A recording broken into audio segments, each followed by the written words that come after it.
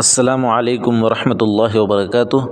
محترم دوستو، بہت سے لوگ نماز میں ہونٹ بند کر کے قرات کرتے ہیں، تو کیا ہونٹ بند کر کے قرات کرنے سے قرات کی فرضیت ادا ہو جاتی ہے یا نہیں؟ اس لیے کہ نماز میں قرات کرنا فرض ہے۔ اگر قرات کی فرضیت ادا نہیں ہوں گی تو نماز بھی ادا نہیں ہوں گی، تو کیا ہونٹ بند کر کے قرات کرنا صحیح ہے؟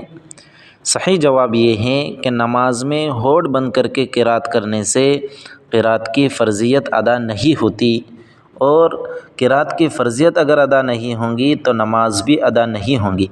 اس لیے نماز میں ہونٹ بند کر کے قرات نہیں کرنی چاہیے۔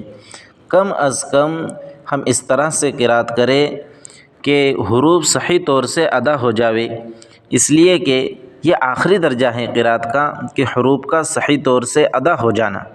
اگر حروف صحیح طور سے ادا نہیں ہو رہے ہیں تو پھر نماز بھی ادا نہیں ہوں گی۔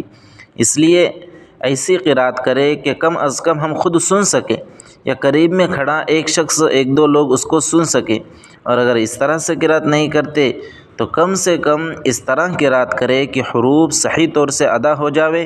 بالکل ہونٹ بند کر کے قرات کرنا درست نہیں ہے، اس سے قرات کی فرضیت بھی ادا نہیں ہوتی اور قرات بھی درست نہیں ہوتی۔ اللہ رب العزت عمل کی توفیق عطا فرمائے۔